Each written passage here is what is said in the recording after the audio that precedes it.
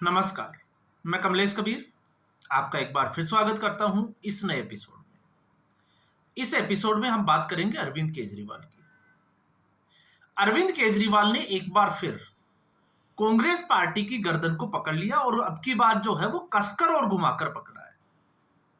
कारण क्या है, हम उस पर आए उससे पहले एक क्रोनोलॉजी को समझने का प्रयास करते हैं। और वो क्रोनोलॉजी ये है कि जब से इंडी गठबंधन ने, कांग्रेस पार्टी ने अपना उपराष्ट्रपति पद का एक उम्मीदवार की घोषणा की, सुदर्शन रेड्डी की, उसके बाद से आपने देखा इंडिया अलायंस का नाम नहीं लेकर विपक्ष का संयुक्त उम्मीदवार नाम लिया जाता है। पर्टिकुलर जो है वो पार्टियों के नाम से संबोधित किया जा रहा है। तो सबसे बड़ी बात यह है कि आखिर यह क्यों नहीं कहा गया कि इंडी गठबंधन का उम्मीदवार सुदर्शन रेड्डी होगा, विपक्ष का संयुक्त उम्मीदवार ही क्यों कहा गया। इसके साथ में एक बात को हम और जोड़ देते हैं।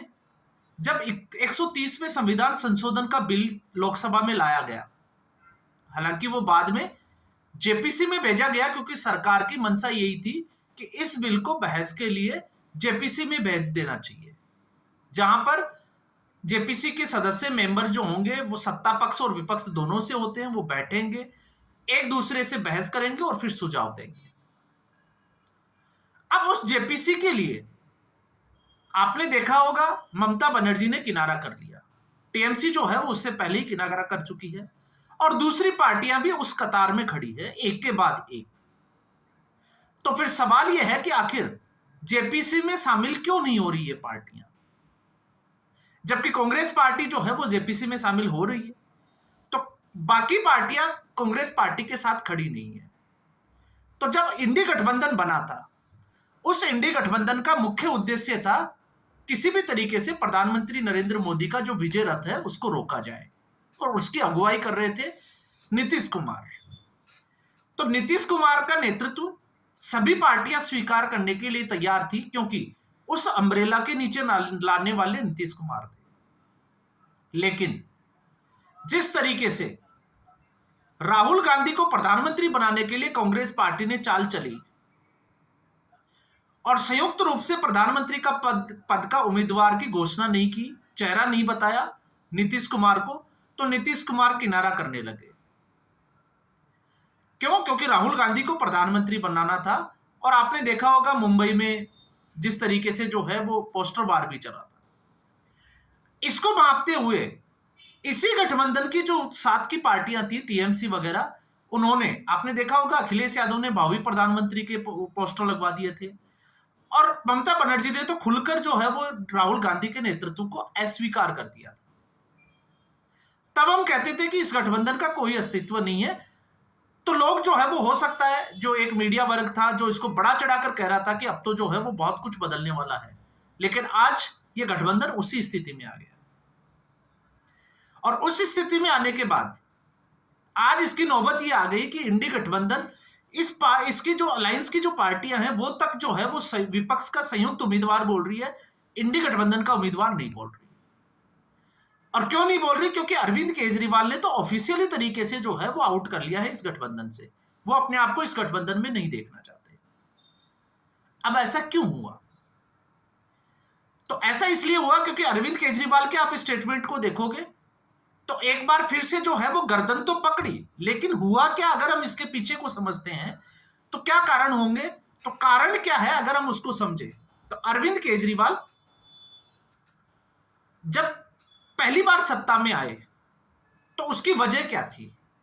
पहली बार सत्ता में आने की वजह थी एक बहुत बड़ा आंदोलन। उसमें अरविंद केजरीवाल का कोई रोल नहीं था।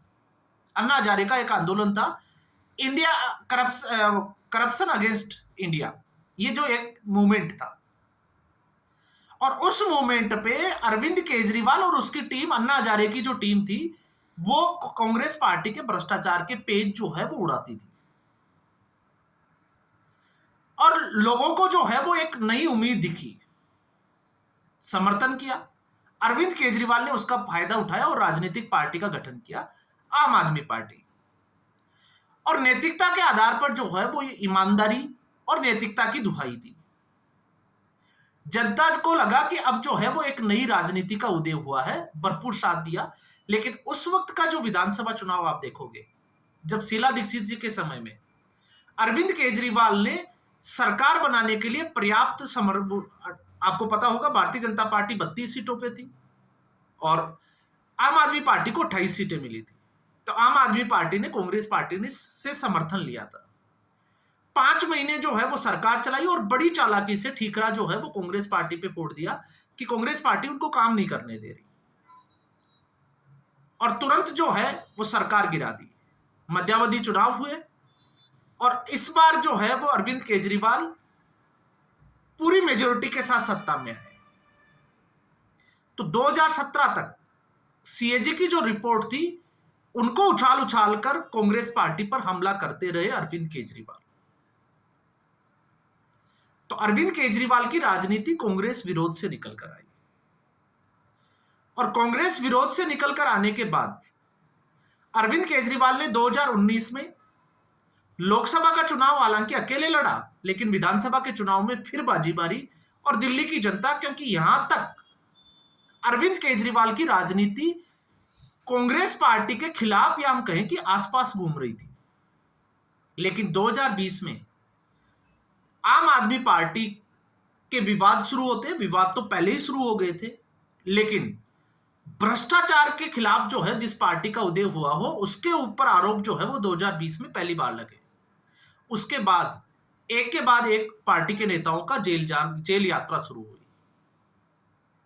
अब 2022 के विधानसभा चुनाव पंजाब को देखोगे तो 2022 के विधानसभा चुनाव में अरविंद केजरीवाल ने उसी कांग्रेस पार्टी को हराकर एक और राज्य पर कब्जा कर लिया, क्योंकि दिल्ली तो पूर्ण राज्य नहीं है लेकिन हम कह सकते हैं अभी। अब यहां पर जो है वो पंजाब में कब्जा कर लिया और उसके बाद में परिस्थितियां बदलती है 2024 की, क्योंकि अरविंद केजरीवाल कमजोर पड़ चुके थे।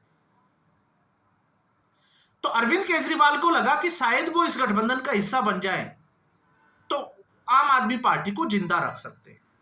तो लोकसभा चुनाव में गठबंधन किया गया, लेकिन बावजूद इसके चुनाव हार गए। अरविंद केजरीवाल को जमानत मिली, उसका कोई फायदा नहीं हुआ। जहां आम आदमी पार्टी ये सोच रही थी कि सिंपैथी फैक्टर काम करेगा, लेकिन अरविंद केजरीवाल के लिए कोई सिंपैथी फैक्टर काम नहीं किया। क्यों नहीं किया? क्योंकि अरविंद केजरीवाल ने जैसे ही कांग्रेस पार्टी का समर्थन दिया, अब मामला सारा जो है वो अरविंद केजरीवाल के खिलाफ था। अरविंद केजरीवाल इसको समझ ही नहीं पाए, लेकिन दिल्ली के विधानसभा चुनाव ने अरविंद केजरीवाल की आंखें खोल के रख दी और अरविंद केजरीवाल को समझ में आ गया कि जनता ने जिस आम आदमी पार्टी को समर्थन किया था वो कांग्रेस पार्टी के खिलाफ खड़ी थी। तो अब अगर वो कांग्रेस पार्टी के साथ खड़े होंगे तो जनता उनसे दूर चली जाएगी और कहीं ऐसा ना हो कि 2027 का विधानसभा चुनाव पंजाब में जो होने वाला है उसमें अरविंद केजरीवाल का ये दाव उल्टा ना पड़ जाए। तो उसी दिन से जब विधानसभा चुनाव परिणाम आया था दिल्ली का, उसी दिन से अरविंद केजरीवाल ने अपने हाथ जो है वो कांग्रेस पार्टी से पीछे खींचना शुरू कर दिए थे और अपनी नजदीकियां ममता बनर्जी या हम कहें कि अखिलेश यादव जैसे पार्टियों या उनकी पार्टियों के साथ जो है वो बढ़ाना शुरू कर दिया। तो आपने देखा होगा दिल्ली के विधानसभा चुनाव में अखिलेश यादव ने और इकरा हसन जो समाजवादी पार्टी की सांसद है, उन्होंने अरविंद केजरीवाल के लिए एक रोड शो तक किया।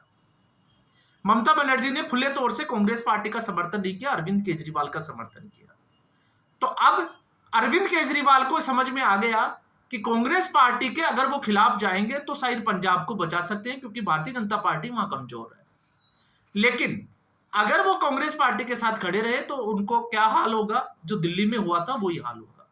तो अब अरविंद केजरीवाल ने हमला बोला है कि आखिर नेशनल हेराल्ड क्या है उन्होंने सुना था, लेकिन अब उन्होंने पढ़कर देखा है और जब पढ़कर देखा है तो अब समझ में आता है कि कांग्रेस पार्टी भारतीय जनता पार्टी से मिली हुई है। इसलिए मैंने कहा कि अब की बार राहुल गांधी ने की गर्दन पकड़ने की कोशिश की है अरविंद केजरीवाल ने, क्योंकि भ्रष्टाचार के आरोपों में आम आदमी पार्टी के कई बड़े नेता या हम कहें कि 5 के आसपास बड़े नेता जो है वो जेल जा चुके हैं। और अब सवाल खड़ा किया जा रहा है कि आखिर गांधी परिवार जेल यात्रा से इतना दूर क्यों है। इस सवाल का जो है वो हम भी हर बार जो है वो जवाब ढूंढने की कोशिश करते हैं कि आखिर राहुल गांधी को और उसके जो परिवार के ऊपर जो संगीन आरोप लगे हुए हैं, क्योंकि अरविंद केजरीवाल ने भी जीजाजी का नाम लिया है। और जब हम जीजाजी की बात करते हैं तो एक पीतल का बर्तन बनाने वालों का एक जो दुकान थी, वहां से उठकर करोड़ों रुपए के आज आसामी हो गए रोबर्ट वाड्रा, तो वो कैसे हुए? और उससे भी बड़ा सवाल एक और है जिसका हम जिक्र जो है वो एक दिन करेंगे, भी विस्तार से करेंगे, कि आखिर जब से प्रियंका वाड्रा के साथ में रॉबर्ट वाड्रा की शादी हुई है, उसके बाद से वो रॉबर्ट वाड्रा के परिवार के एक एक सदस्य कहां चले गए? क्या उसके पीछे कोई साजिश तो नहीं है? तो खेल जो है वो राजनीति के बड़े निराले हैं, और उन निराले खेलों में जो है वो एक आता है, और सवाल जो है वो वाजिब है। जांच एजेंसियों से भी ये सवाल पूछना चाहिए और उठना वाजिब भी है कि आखिर नेशनल हेराल्ड केस में अब तक जो है वो सोनिया गांधी और राहुल गांधी की गिरफ्तारी क्यों नहीं हुई?